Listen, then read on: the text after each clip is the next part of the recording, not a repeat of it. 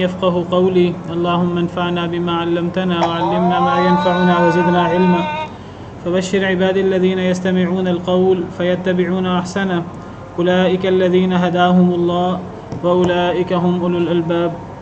أعوذ بالله من الشيطان الرجيم. بسم الله الرحمن الرحيم. لا إكراه في الدين قد تبين الرشد من الغي. کوئی جبر نہیں ہے دین میں. قد تبین الرشد من الغی، تحقیق واضح ہو چکی بھلائی، من الغی برائی سے، گمراہی سے. اللہ نے بھلائی اور گمراہی دونوں رستے واضح کر دیے ہیں. دونوں رستے انسان کے سامنے کھلے ہیں. اللہ نے نیکی کا رستہ وحی کے ذریعے اتارا ہے، اپنے نبیوں پر وحی کیا اور نبیوں کے ذریعے تمام دنیا تک اللہ تعالیٰ نے بھلائی کا رستہ، خیر کا رستہ پہنچایا ہے. اور آزمائش کے لیے اللہ رب العالمین نے شیطان کو بھی چھوٹ دے رکھی ہے. شیطانی طاقتیں بھی پیدا کر رکھی ہیں. شیطانی طاقتیں اپنی مرضی سے کچھ نہیں کر سکتی، کوئی اللہ کی نظام میں کوئی خلل نہیں ڈال سکتی. اللہ نے ان کو اجازت دی ہے تو وہ یہ کام کر رہے ہیں. یہ اللہ کا دیا ہوا اختیار ہے، یہ اللہ کا ارادہ کونیہ ہے. اللہ نے شیطان کو پیدا فرمایا اور برائی کی طاقتوں کو اللہ نے پیدا فرمایا آزمائش کے لیے، کیونکہ دنیا آزمائش ہے، دارالابتلاء ہے، دارالامتحان ہے. تو اس دنیا میں صرف خیر نہیں ہے. اللہ نے خیر پہنچائی ہے وحی کے ذریعے، نبیوں کے ذریعے، قرآن کے ذریعے، کتابوں کے ذریعے، لیکن شیطانی طاقتیں بھی موجود ہیں جو اللہ نے ہی پیدا کی ہیں، اللہ نے ہی ان کو اختیار دیا ہے. تو وہ اللہ کی نافرمانی کرتی ہیں اور وہ جہنم کی مستحق ہیں. شیطان اور شیطان کے چیلے چانٹے وہ چاہتے ہیں کہ ان کے ساتھ انسان جو ہیں یہ بھی گمراہ ہوں اور یہ بھی جہنم میں جائیں. تو اللہ نے ان کو اختیار دے رکھا ہے کہ وہ وسوسے ڈالتے ہیں. تو گمراہی بھی موجود ہے دنیا کے اندر اور بھلائی بھی موجود ہے. اللہ فرماتے ہیں وَهَدَيْنَاهُ النَّجْدَيْنِ، ہم نے انسان کو دونوں رستوں کی رہنمائی کی ہے. دونوں رستے موجود ہیں، خیر کا رستہ بھی موجود ہے، شر کا رستہ بھی موجود ہے. اِنَّا هَدَيْنَاهُ السَّبِيلَ، سورہ دہر میں اِنَّا هَدَيْنَاهُ السَّبِيلَ إِمَّا شَاكِرًا وَإِمَّا كَفُورًا، ہم نے انسان کو سیدھے رستے کی ہدایت بھی دی ہے. اب انسان کی مرضی ہے کہ شکر گزار بن جائے، اللہ کی بات ماننے والا بن جائے، وَإِمَّا كَفُورًا، یا پھر نہ شکرہ بن جائے، کافر بن جائے. اللہ نے اختیار دیا ہے انسان کو. تو اب رشد اور غی دونوں موجود ہیں. رشد اللہ کی طرف سے وحی قرآن و سنت کی روشنی کی صورت میں ہمارے سامنے موجود ہے، اور غی اور گمراہی اور وسوسے یہ بھی موجود ہیں جو شیطانوں نے اور شیطان کے چیلوں نے، جو جنوں میں سے بھی ہیں انسانوں میں سے بھی ہیں، وہ پھیلاتے رہتے ہیں، وہ بھی موجود ہے. صرف یہ دونوں چیزیں موجود نہیں ہیں، دونوں چیزیں بڑی واضح ہیں. بھلائی کے رستے بہت واضح ہیں، جس نے سمجھنا ہو سورج کی طرح واضح ہیں. جس طرح سورج نکلا ہوتا ہے اس طرح بھلائی کے رستے واضح ہیں. لیکن اس کے لیے جو ان کو حاصل کرنا چاہتا ہے، جو ان کو سیکھتا ہے اور جو ان کے لیے محنت کرتا ہے، اس کے لیے گمراہی اور ہدایت میں اتنا ہی فرق ہوتا ہے جتنا دن اور رات میں فرق ہے. نبی کریم صلی اللہ علیہ وسلم نے فرمایا کہ میں تمہیں ایسی روشن اور واضح دلیل پر چھوڑ کے جا رہا ہوں کہ جس کی رات بھی دن کی طرح روشن ہے. یعنی اس کی مشکل چیزیں بھی، اس کے اندر ہمارا دین، اس کے اندر جو مشتبہ اور مشکل چیزیں ہیں وہ بھی اتنی واضح کر دی گئی ہیں، اتنی واضح کر دی جیسے دن ہو، جیسے روشن دن ہو. ترکتکم علی المحجۃ البیضاء لیلھا کنہارھا، میں تمہیں ایک ایسی روشن دلیل پر، حجت پر چھوڑ کے جا رہا ہوں کہ جس کی رات بھی دن کی طرح ہے. تو جو بندہ ہدایت کا رستہ حاصل کرنا چاہے وہ اتنا واضح ہے جیسے دن اور رات کا فرق ہے، جیسے روشنی اور اندھیرے کا فرق ہے. اور برائی بھی موجود ہے اور وہ بھی بڑی واضح ہے. اب انسان کی مرضی ہے کہ انسان نے وقتی فائدہ، جو دنیا کا فائدہ اور گمراہی کے رستے پہ چل کر بڑی بڑے وقتی فائدے حاصل ہوتے ہیں. تو انسان نے وقتی فائدہ حاصل کرنا تھوڑا سا، یا انسان نے دیر پا اور دائمی فائدہ حاصل کرنا ہے جس کے فوائد اور جس کے اثرات بعض دفعہ فوری نہیں ملتے، فوری بھی مل جاتے ہیں، لیکن اس کے اصل فوائد اور اس کے اصل اثرات وہ قیامت کے دن اللہ نے رکھے ہیں، دنیا میں بھی مل جاتے ہیں، لیکن وہ ہمیشہ ہمیش کے لیے ہیں. تو اللہ فرماتے ہیں کہ اللہ نے ہدایت اور گمراہی اتنی واضح کر دی ہے کہ جب ہر چیز اتنی واضح ہے اور یہ دنیا امتحان بھی ہے تو کسی کو دین اسلام قبول کرنے پر مجبور نہیں کیا جا سکتا. مجبور تو تب کیا جائے جب یہ واضح نہ ہو چیزیں. جب یہ چیزیں اتنی واضح ہیں اور امتحان ہے تو پھر اگر کسی کو مجبور کیا جائے گا دین اسلام پر تو یہ امتحان ختم ہو جائے گا. پھر یہ کہنا دنیا دارالابتلاء ہے، یہ پھر بات ختم ہو جائے گی، پھر دنیا بھی زبردستی کا گھر ہوگی. نہیں، دنیا میں اللہ نے اختیار دیا ہے، اللہ نے حق اور باطل کو بالکل واضح کر دیا ہے، حق اور باطل بالکل واضح ہے. اب انسان کی مرضی ہے کہ وہ نبیوں کے راستے پر چلتا ہے، اللہ کو راضی کرنے کی کوشش کرتا ہے کہ اللہ کو ناراض کر کے اللہ کے دشمنوں، شیطان کو، شیطان کے چیلوں کو، شیطانوں کو راضی کرنے کی کوشش کرتا ہے. تو دین میں کوئی جبر نہیں ہے. اس کی کافی وضاحت میں کل کر چکا ہوں. دو باتوں کی وضاحت آج کروں گا، ٹائم بھی کم رہ گیا ہے. ایک تو میں نے کل وضاحت کی تھی کہ دین میں جبر نہیں ہے سے مراد ہے کہ دین کو قبول کرنے میں کوئی جبر نہیں ہے. کسی کو فردی طور پر اسلام قبول کرنے پر مجبور نہیں کیا جائے گا. باقی جب کوئی بندہ دین اسلام قبول کر لے گا وہ ایک نظام کے تحت آ جائے گا، بلکہ دین کہتے ہی ایک ایسے نظام کو ہے جس میں انسان کچھ چیزوں کا پابند ہو، تو پابندی تو آتی ہے. تو میں بات کر رہا تھا کہ لا اکراہ فی الدین سے مراد دین اسلام کو قبول کرنے میں جبر نہیں ہونا چاہیے لوگوں پر. باقی اسلام قبول کرنے کے بعد کچھ پابندیاں ہیں، وہ پابندیاں لاگو ہوتی ہیں مسلمانوں پر. وہ پابندیوں کو قبول نہیں کروں گا مسلمان رہتے.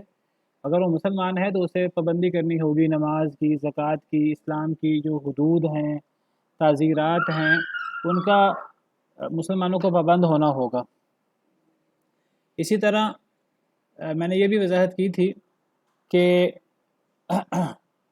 معاشرے کے اندر اگر باطل قوتیں پروان چڑھیں اور وہ اتنی زور آور ہو جائیں، اللہ نے دنیا کے اندر امتحان رکھا ہے.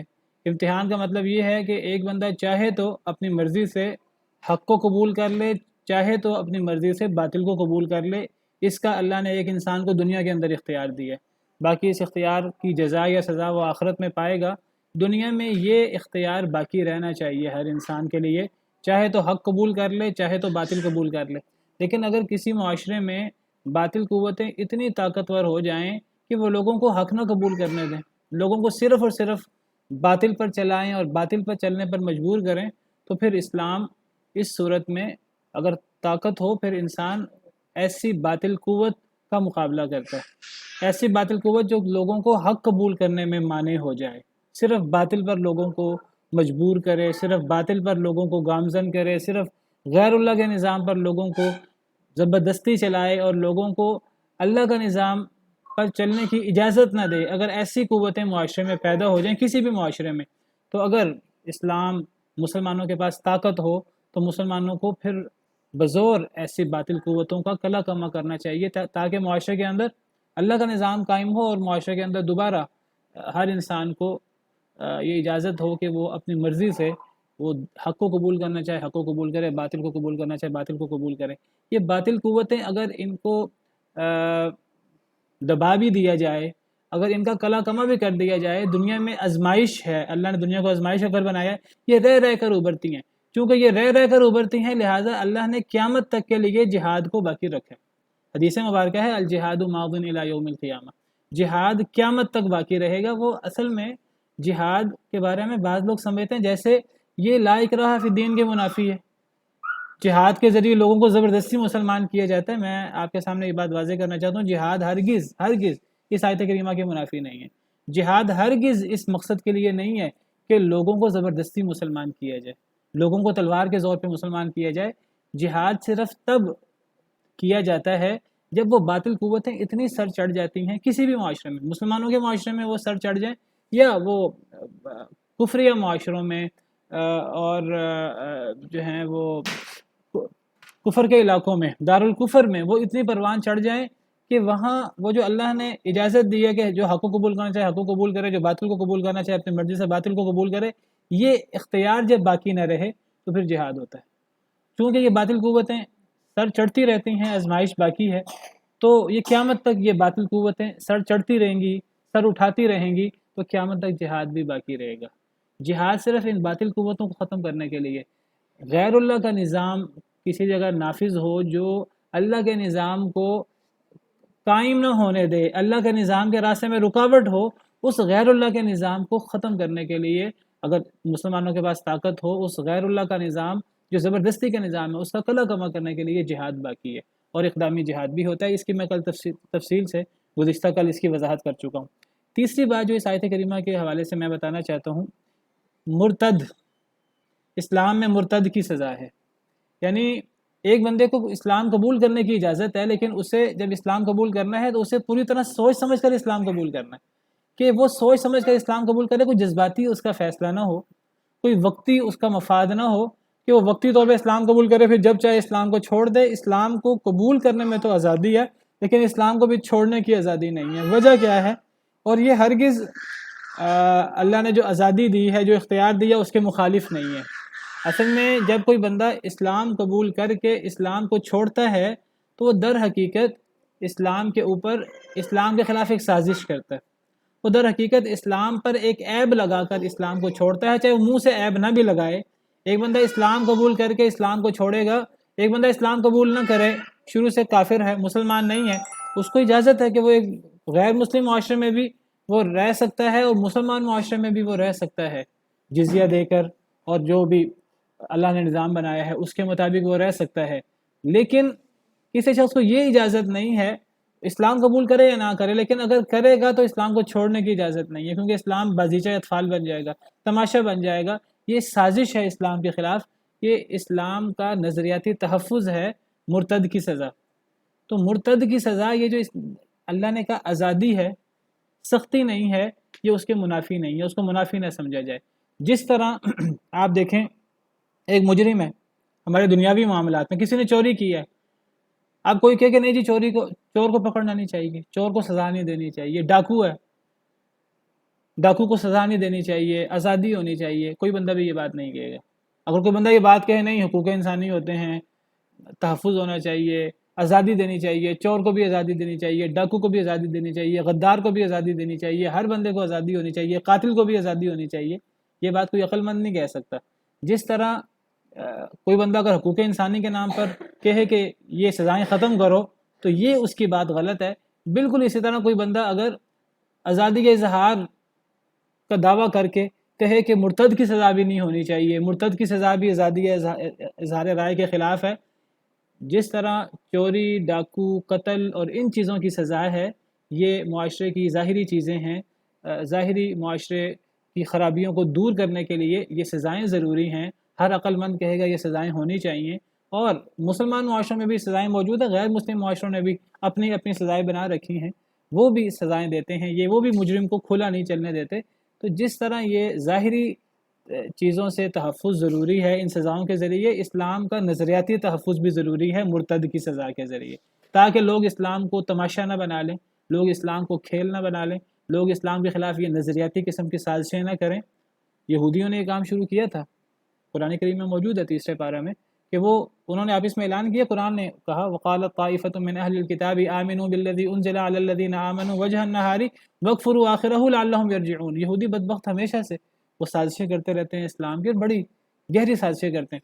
نبی صلی اللہ علیہ وسلم کے دور میں انہوں نے سازش کی، انہوں نے کہا کہ لوگ تمہیں عزت دیتے ہیں، یہ عرب تمہیں عالم سمجھتے ہیں، تو تم اس طرح کرو کہ اسلام قبول کر لو صبح، اور شام ہونے سے پہلے پہلے اسلام سے مرتد ہو جانا، تو یہ لوگ سمجھیں گے کہ اسلام کے اندر کوئی خیر نہیں ہے۔ اگر اسلام کے اندر خیر ہوتی تو ہم تو عرب لوگ تو امی لوگ تھے، ہم تو امی لوگ ہیں، ہم تو جاہل لوگ ہیں، یہ یہودی پڑھے لکھے ہیں، اہل کتاب ہیں، اگر یہ اسلام قبول کر کے اسلام کو چھوڑ رہے ہیں تو اسلام کے اندر ایسی خرابیاں موجود ہیں کہ یہ اسلام کو چھوڑ رہے ہیں تو لوگ اسلام سے بدظن ہو جائیں گے۔